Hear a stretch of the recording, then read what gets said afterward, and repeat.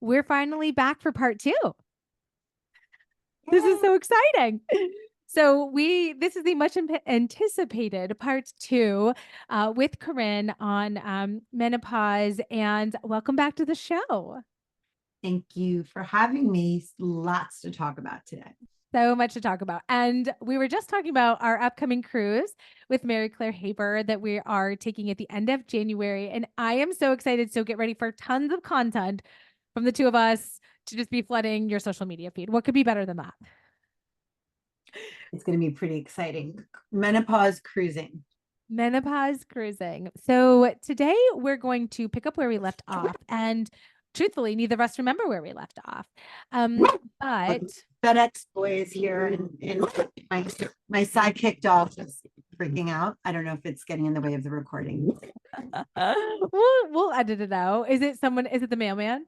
It's going to end in a second. I don't know. Do you hear him barking? Do you hear him barking? No, but my dog's constantly barking in the back of like all of my videos. So it's fine. We'll take her out. Yep. So we're here for part two. And truth be told, neither of us can exactly remember where we left off on part one because it was over a month ago. But we know that we remember talking specifically about early menopause, premature menopause, and women with high risk genetic mutations. But today we're going to focus specifically on breast cancer survivorships because Corinne has a particular interest in this. And if you didn't listen to part one, background in this. So I'm going to hand this back over to you since it's been a little bit since part one of this podcast. Reintroduce yourself to all of my listeners, reorient all of them. Tell me very quickly about your story. Sure. So I'm Dr. Corinne Menn, OBGYN, and a menopause specialist and a long-term breast cancer survivor. So the short version of the story is in 2001, when I was 28, I was a second-year OBGYN resident.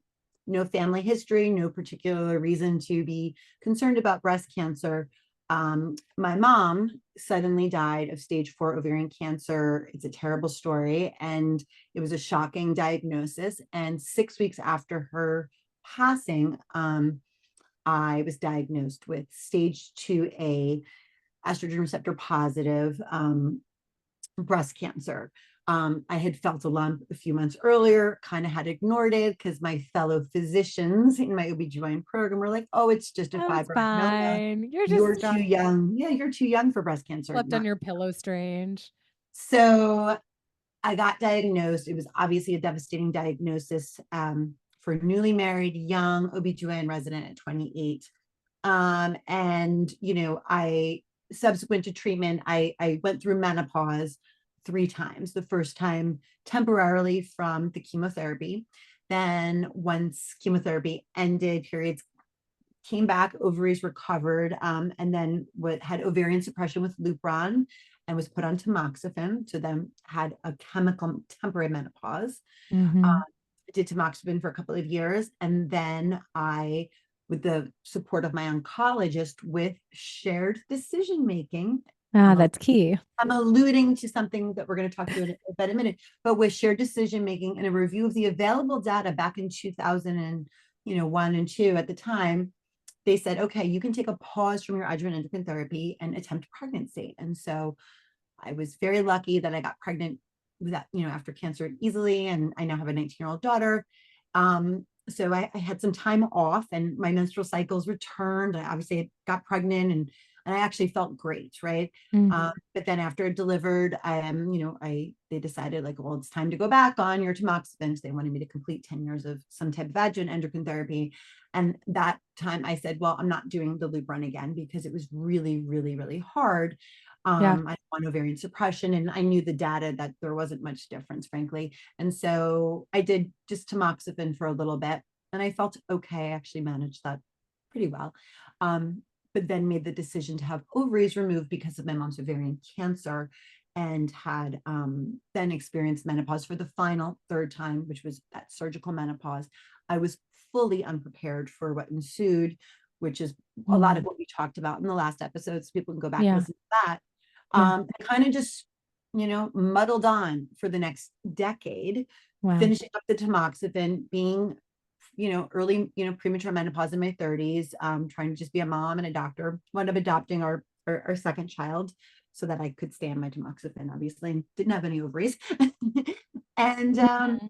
Yeah. and so fast forward, after getting really deep into the menopause world and caring for more and more patients in menopause and really doing lots of self-education through the Menopause Society and other places, I really came to realize I had a wake-up call, like, all right, I was early stage breast cancer. I'm no evidence of disease. I'm doing really, really well. Mhm. Um, I have, luckily, as a doctor, I have a lot of access to the information, and I got lucky enough to have access to the best experts and was able to talk to them directly and really go Yep. through the data. And it all kind of coincided with this big movement of menopause talk for the average woman, right? Mhm. But I tell you, like, the breast cancer survivors feel a little bit left out of this conversation that's all over social media about HRT. It's great, and we should Yeah. really talk about it. Women have been misled on menopause, and so Right. the breasties, we're out here being like, well, hey, what about us? Right. What about us? Because Right. we are often are facing not just natural menopause, although some breast cancer survivors, do not have early menopause, and then they're allowed to have their menstrual cycles carry on, and then they reach natural menopause, and their doctors are like, no, not for you, because you've got this distant history of menopause. Others are plunged into menopause because of treatment. And what Yep. we basically, you and I both know, is that they're kind of left in the lurch, right? Yeah.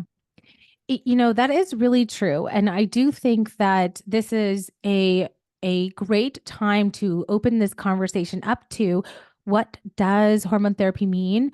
What are the roles for it if you've had a history of breast cancer? And, breast cancer is a pretty broad thing.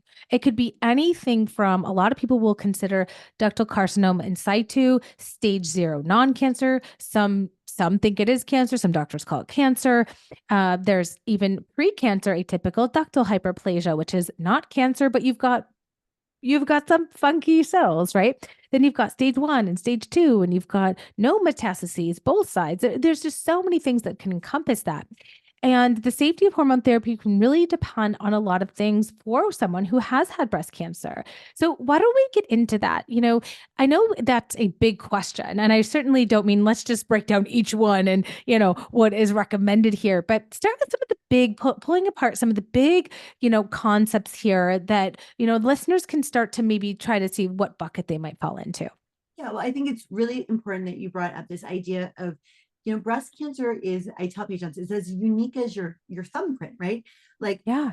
everybody's breast cancer is unique and different. And it's something I've had to learn along the way, because it's scary as a survivor, because you compare yourself to other survivor stories and other stories of women who we lost to breast cancer, and you think, well, gosh, is it going to be me? Is that me?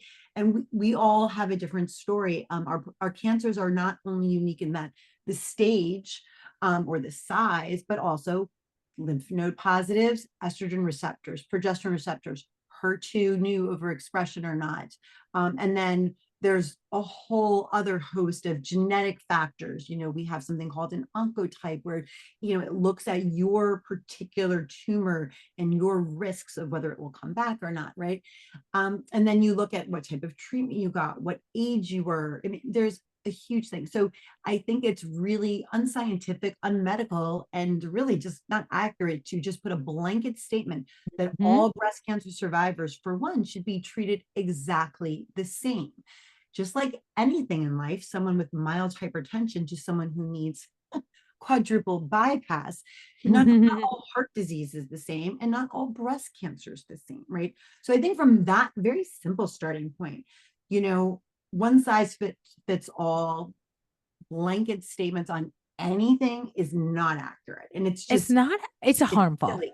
It's Let's silly. call it harmful. It's harmful because, yeah, it's putting people in categories that, or leaving them out of rooms or leaving them out of spaces that, again, by blanket statementing, it's not Yeah. accurate, but it's also harmful, I think. Yeah. So, I mean, I think that's the most basic thing, is your breast cancer is unique and individual. So you need to be able to, and your menopause is unique, right? Some of us have surgical, some of it is at natural age of menopause. Some women are, really premature. Like, I was really young, right? We all Yep. have different symptoms, and we all have different ways that menopause has affected our day-to-day quality of life, as well as our health risks, right? And so that's really individual, just like it's an individual with a woman with menopause who doesn't have breast cancer. Like within the breast cancer community, there's all those different things. And to also understand that we have a lot of the treatments for breast cancer are particularly, they like raise menopause to a new level. So it's not Mm-hmm. just that you're menopausal with breast cancer, but you might be menopausal with breast cancer on an aromatase inhibitor that takes your estrogen level in a normal menopausal woman's range, which is not zero. A normal menopausal woman doesn't have zero estrogen, right? She has very low amounts. It makes it even lower, right? So we have to think of that and what that does to a woman, right?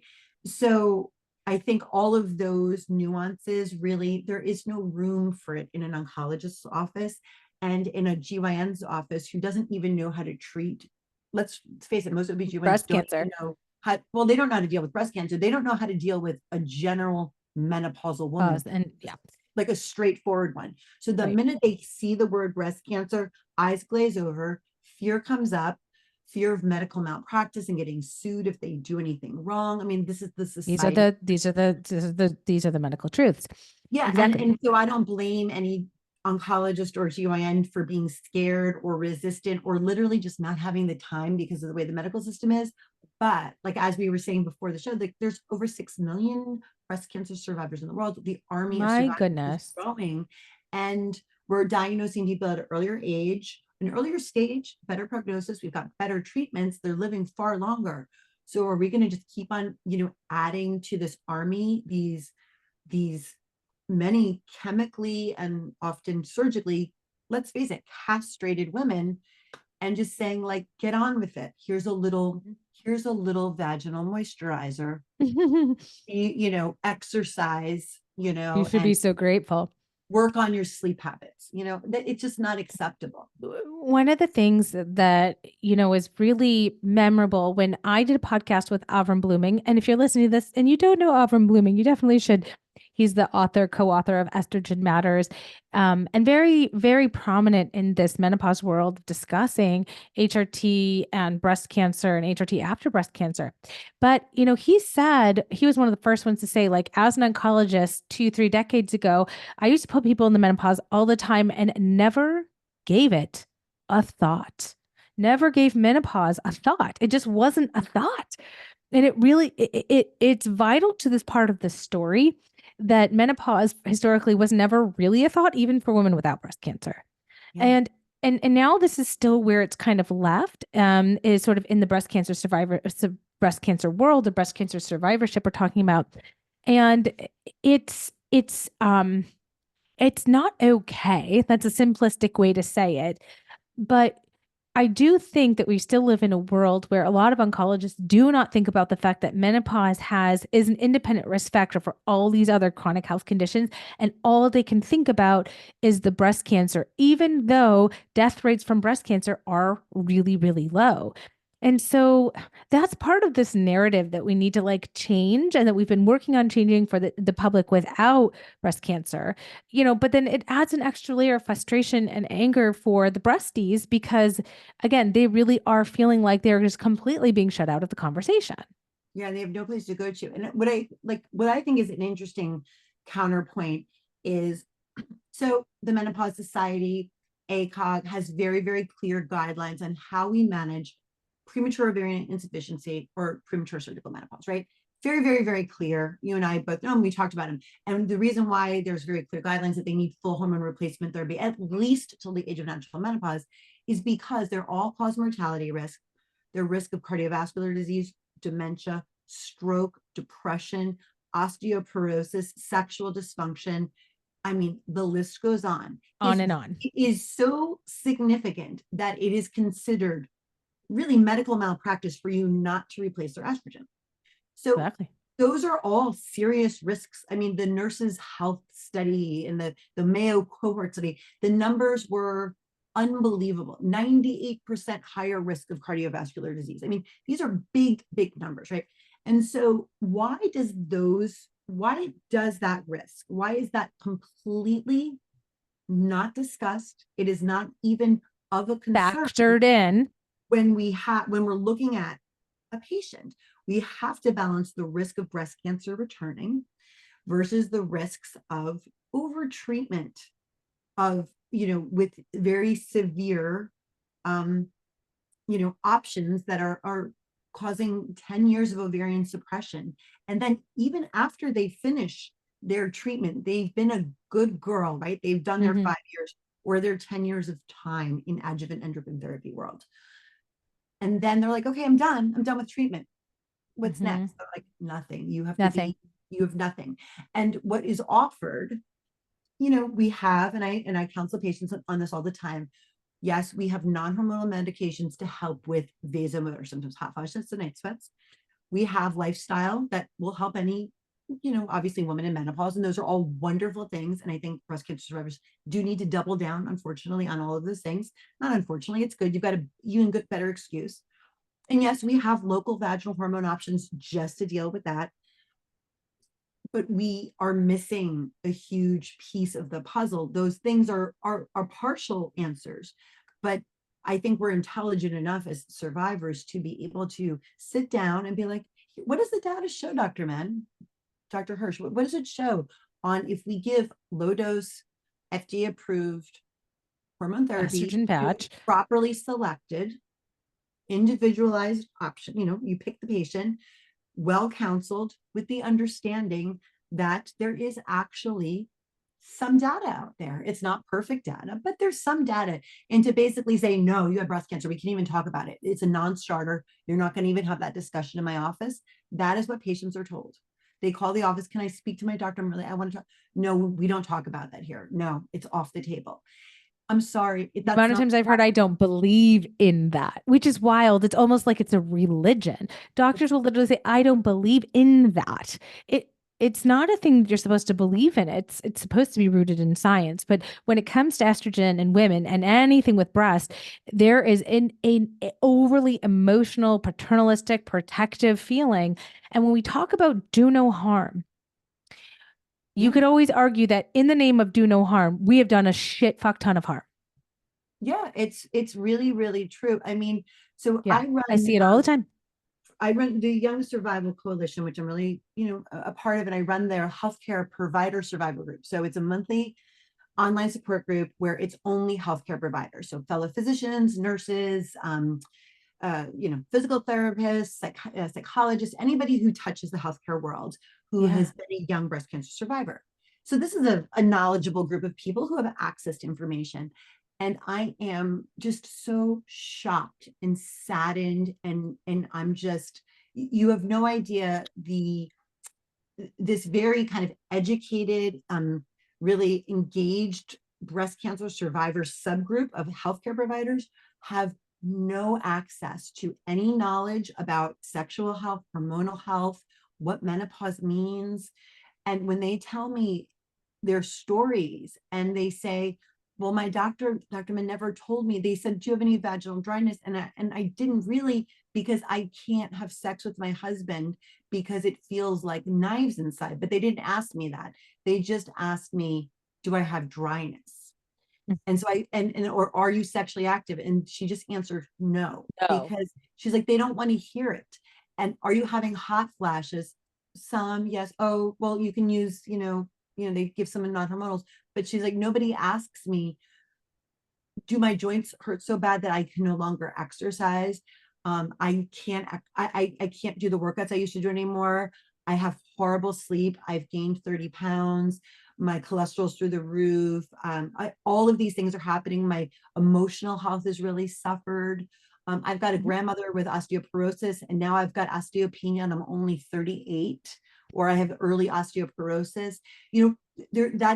That's not, they're just like, and what I see is when patients ask to kind of cut down and go from like an aromatase inhibitor to something less, to maybe just tamoxifen or to take a break, they're basically said, well, if you're not going to listen to me, like, you have to find somebody new, or they basically are fired as patients. I'm telling you, it's happening across the country, or they're told, like, what do you want to get metastatic disease and die? How are you going to feel if it ever comes back and you made this decision?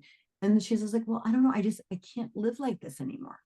Yeah. But many people feel guilty telling their oncologist that it's not going well, you Right. know? Because they And, don't want, and either I've heard to oncologists be like, well, patients deal well with it. I'm like, really? I don't really, because they don't want to tell necessarily you. ask that, They right? come to my office. You want to know what they really say? No, everything is confidential. But So I think what, it's what important to at least have a conversation and be like, how are you really doing? Like, just say, how are you really doing? And have a little inventory of symptoms that, like, we would ask, you and I would ask in our private practice, right?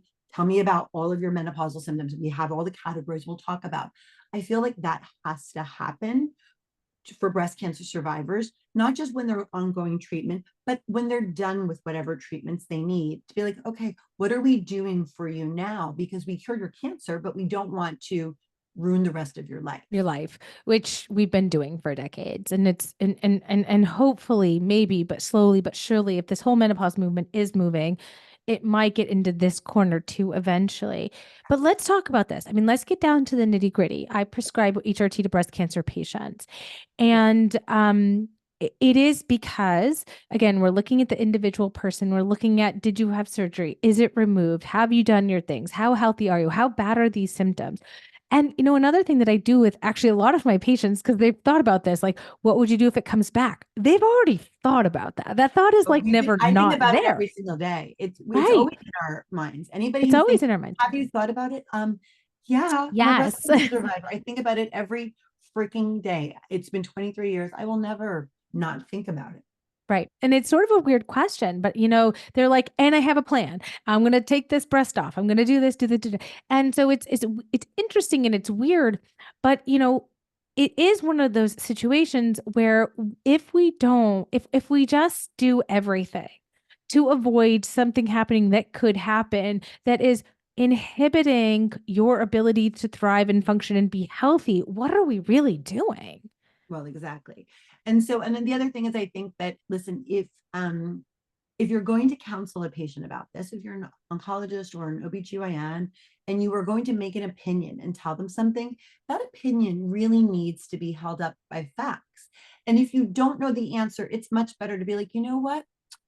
I don't know the best answer, but I'm going to read about it. And it's unexcusable to not be able to know it, because if that's what you're doing, if you're taking care of breast cancer survivors, you better damn well know what the literature says about HRT after breast cancer, because it's Yeah. not really hard to look up, right? Like, so let's talk about what Avram Blooming published Yeah. in the Cancer Journal, June issue of 2022. He was the guest editor, and he invited other leading doctors to write a bunch of other really important review articles on aspects of breast cancer. But the one that we should talk about is the article called Hormone Replacement Therapy After Breast Cancer, It Is Time. And it's a really elegant review article where, in just a really straightforward manner, he said, what does the literature actually show? Really say. And so he looked at 25 studies that were published in peer-reviewed journals between 1980 and 2013, and then an additional 20 reviews of those studies published between 1994 and 2021. And what's really lovely is that he's got two charts. And so I hand this to patients and I ask them to print it out, bring it to their OBGYN or to their oncologist. The first is the summary of the 25 studies of breast cancer. And let's just say these 25 studies, none of them are perfect data. There is no perfect science out there. Some of them are retrospective observational studies. Some of them are prospective randomized. Some are retrospective cohorts. So these are different types of studies, right? And none of them are perfect. We don't have perfect data, but we have 25 studies, and all but one of them shows either reduced recurrence, reduced mortality, no recurrence, no difference. So it is all clearly outlined. There's one, the habits trial, which we can get into. That was being done at the same time as another study called the Stockholm trial. And the habits trial did show an increased risk of a local recurrence in the same breast or a new tumor in the other breast. And they stopped the study after, I think, 4 years, but they did do a follow-up at, I believe, 8 years. And at the 4-year mark and the 8-year mark, there was never any difference in distant spread, no distant recurrence, no metastatic disease, and no difference in death of breast Right. cancer. Mortality is what we actually Mortality. are doing all of this hoopla for, Yes. right? Mortality.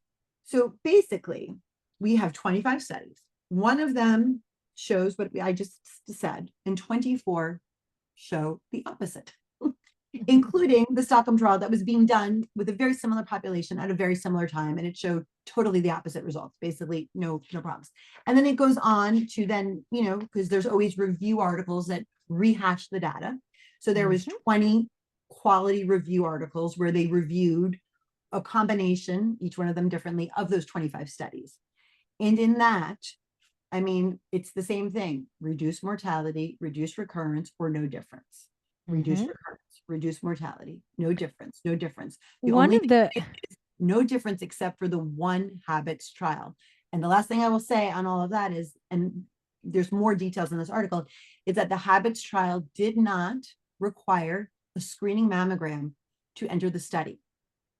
And all of the new recurrence or contralateral breast cancer was found in the first 2 years.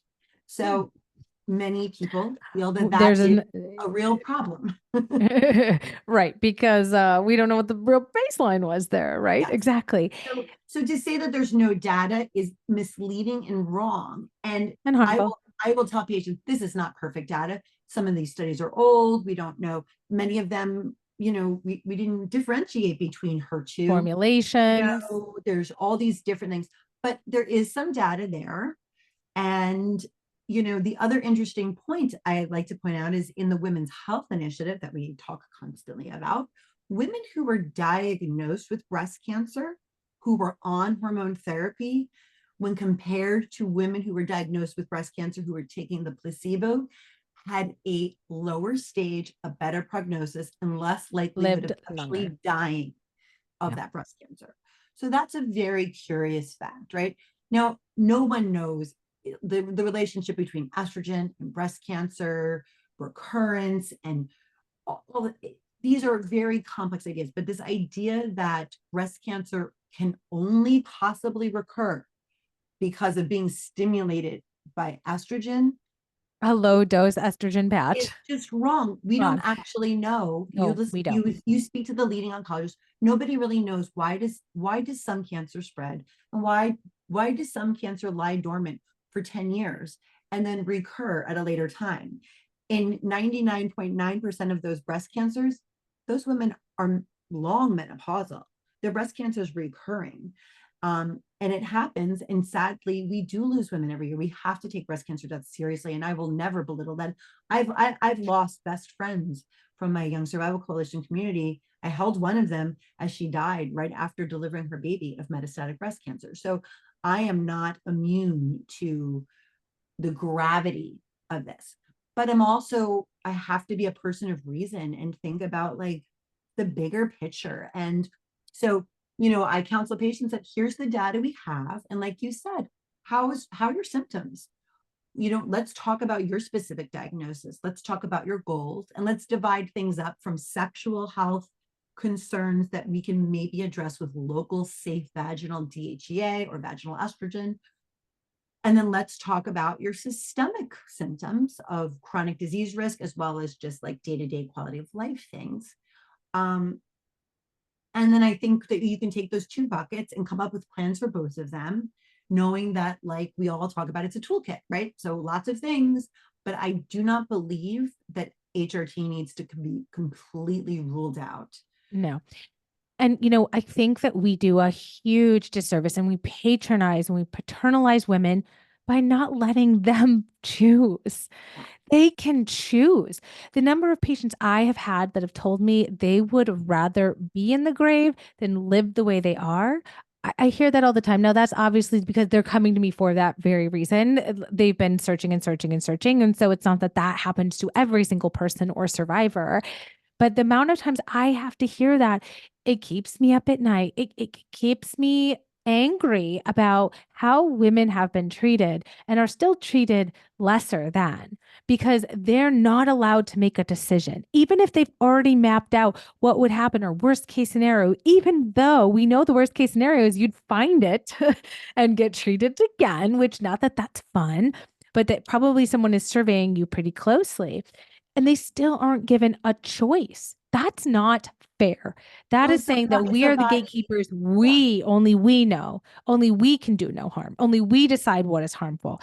And this is why estrogen and breast cancer are two very emotional things. And Yeah. people, clinicians lose all sense of logic for lots of reasons, like you already said, miseducation or not enough education.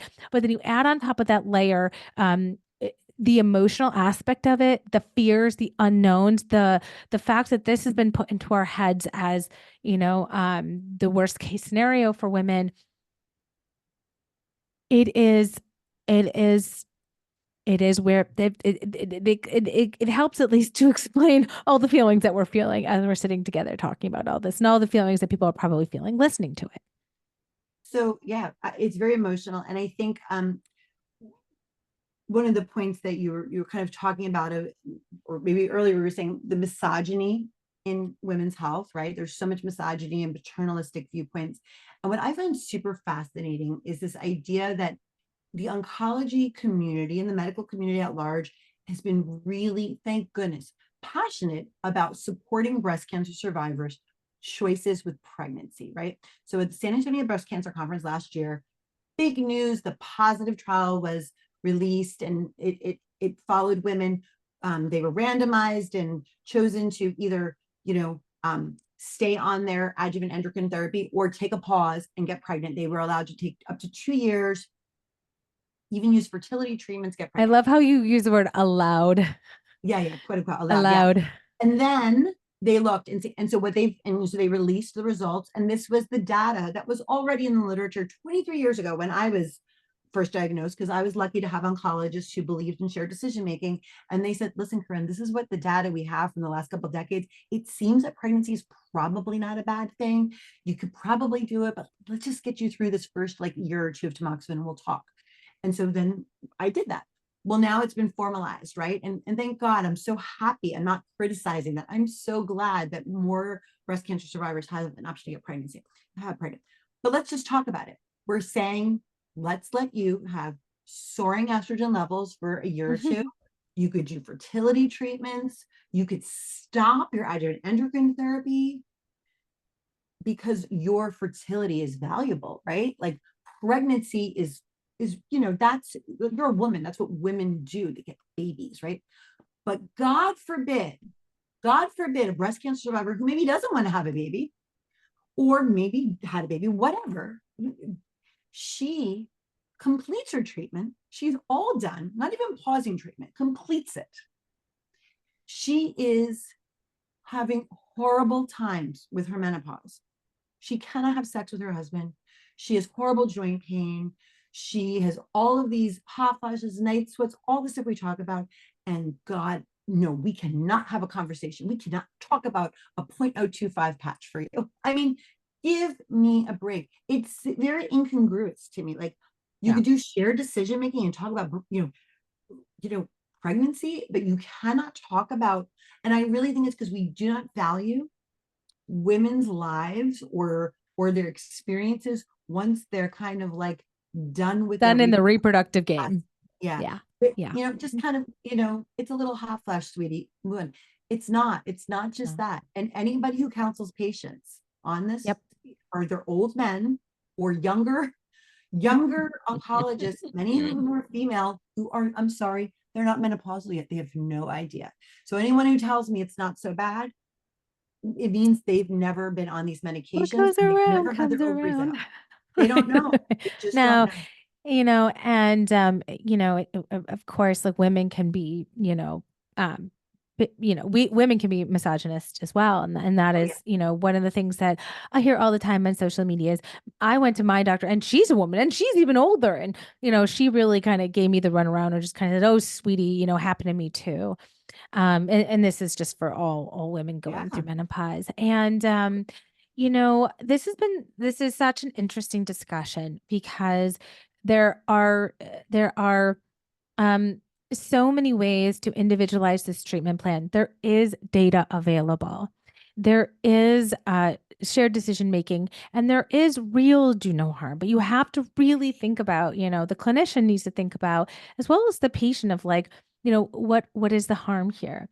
And I think you're doing an amazing job to change an entire generational mindset on the importance of estrogen after breast cancer. It's going to take a while. It's going to take a lot of people talking, and it's going to start from women who are not clinicians and slowly get into the minds of clinicians.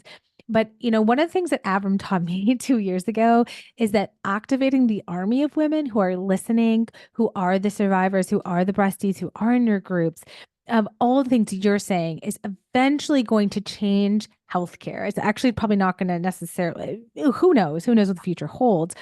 But you're doing an amazing job, and you are the right person for this job in this specific segment because you can attest to all of the wide range of emotions and friendships that survivors go through. Yes, thank you. It's and I think that, just taking some of the fear out of doctor, like, I think everyone just needs to take a collective deep breath and be like, come on, guys, we went to medical school, we survived breast cancer. The two of us, we can partner together. We've both been through a lot from a doctor and a patient standpoint, and we're smart. We've got brains. We can reason. We can look at data. And listen, we do pros and cons for everything in life. Patients can sign an informed consent if the physician wishes, right? I have a sample informed consent that I like lay it out in the line, and patients can sign it. They can share it with their doctor if their doctor's willing to prescribe for them. I'll give them the blank consent form. And I tell patients it's okay to try something for a few months. And if it's not, and if it doesn't really help you, fine. But like, you're no harm, no foul. And I think Mhm, you've talked about it. Like, everyone should. mhm. You can do a trial of HRT. It's not a long-term commitment, but if it No, helps you, if it improves things, then that's okay. and it helps you. Yeah, I love that you bring that up because it's kind of become a shtick of what I do is almost like talking about this trial period because the biofeedback you can get on risks and benefits or how your quality of life could be compared to what other risks are, it varies a lot, and it behooves everyone to sort of know what does even hormone therapy feel like? What am I basing this decision on, right? And so I think everyone should have a trial period. Yeah, it's okay. And I also think that, I keep on talking about lately, like this low hanging fruit, like it's a no brainer. Like, if anybody's listening, please, vaginal estrogen is safe Please, for vaginal estrogen. everybody. We've got Everybody. their guidelines. Heather's going to Everybody. link to our survey that we're Let's doing. talk about your survey. Yeah. So me and Dr. Layla Agarwal and Dr. Eleonora Teplinsky, they both have big social media followings. They're breast oncologists who care about sexual health after breast cancer, and Thank you, they're ladies. forward thinking, and they're open, and they're talking about it. They recognize this. So I partnered with them and said, hey guys, let's do a survey, because the three of us, we know that patients are not getting the access to the guidelines that all of us, you and all the doctors on social media are like, hey guys, another study, another study, another study. NAMS guidelines, even ASCO's got guidelines on using vaginal hormones, and addressing other concerns, obviously, for sexual health. And I spoke to a leading breast oncologist who presented at ISHWISH. And I said, like, we've got to do something, because like I see lots of patients suffering. She goes, oh no, no, no, no. We've got guidelines. The oncologists know this now. And I was like, no, no, No, not happening. no. It's not happening on the ground. So the idea of the survey is, how is your experience? Are you getting access? Are you getting information? Who's giving you the information? Are you getting referrals to, pelvic floor PTs, and like, is anybody talking? So it's about a 10-minute And it's anonymous for survey survivors, so for breast cancer all survivors. breast cancer survivors about specifically access to sexual health concerns. We're Got going to it. do we'll do more on bigger menopause things. This is specifically sexual health and access to vaginal estrogen, vaginal hormones. And I knew what this, the within a week, we've already gotten over 1,000 responses, but we want more. That's It's going to close in amazing. January. But Yep. the responses are obviously question, little answers that you're going to put in, but there's also a comment section. So if you want to share some particularly poignant experience or some sentiments, and we're hoping to do a little shock and awe to, Hmm. hopefully maybe publish it and present it to, one of the medical society meetings to say like, hey, doctors, we know you care about your patients, but I don't know if you actually know what's actually happening. Happening. Yeah. You can't, this is low hanging fruit, treating at least you at least need to know that you are not causing the demise of a personal sexual intimate relationship that these women have with their partners, because I can't tell you how many times my marriage is falling apart. Not only do they don't I don't feel womanly because of my breasts are gone, but now my vagina is dried and shriveled up. It feels like stabbing knives. Sex ends with tears. I have Mhm. no libido now because it just hurts. And my Mm. doctor just says, use some coconut oil or try some hyaluronic acid. I'm sorry, it's not going to fix the problem. It may ease things a bit. I'm not saying those are wrong things to try, but this is really like, we would not do this to men. We don't do this to male cancer patients. The fact that it's happening to female cancer patients is just unethical, and it's barbaric, right? It's barbaric. I mean, I have said this before on my show and have like you were friends with many sexual health urologists, but I heard the story of the American Urologic annual meeting when a male urologist stood up and said, I am treating my metastatic prostate patients with testosterone therapy for quality of life. And the room stood up and gave him a standing ovation for treating cancer patients in giving them quality of life. But we do not do this for women. And No. no And one in is fact, giving I you or me a standing ovation. no, in fact, Heather and you and I have talked about it. I'm actually very careful about how much I speak about this on social media, because there are some negative personality types out there who might choose to put red X's on our faces if we even mention the word estrogen in breast cancer survivor. It's not irresponsible. It's called the practice of informed consent and patient education and shared decision making, and this is Weighing women's risks and bodies, benefits. right? Exactly. But it's a Quality of very life. bizarre way that you might be stoned if you say this Mhm. out, but It's I think because it's emotional, right? It's because for women, it is emotional. For men, it's heroic. yeah. I applaud you so much. And I encourage any of you, if you're a breast cancer survivor listening to this, which I know I bet a lot of you are because the title will grab you, fill out that survey. And what you are doing, Corinne, is you are using that army of women to bridge into the academic centers. And for women thinking about how can I do something? How can I help this movement? Filling out these surveys is gold. It's so crucial. It's so helpful so that we can start to change, I guess, the minds of clinicians who in a way are gatekeepers, right? Because you cannot write your own prescription ultimately. I just really want to end this by saying thank you so much. This is a topic that I know after you do this, like you're going to be revved up for a while because it's a topic that is so I'm overusing the word emotional, but it's just so much. It's so heavy in both a good way, but also looking at all the things that have gotten us to have this conversation. It is sad, but you're making such an important change. You are doing incredible work. People tell me all the time, you're doing God's work. You are too. You're doing God's work here.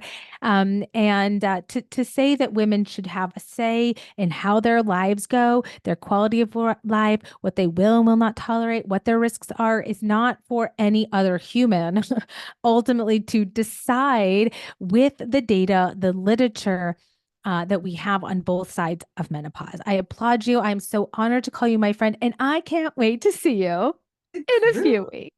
Yes. Thank you So so we'll, much for giving just this, your podcast, the platform, because you can't have the army of women unless you have a platform to send out that message to the yeah, army. So thanks for, yeah, elevating this message and yeah. being my partner in crime and helping breast cancer survivors get access.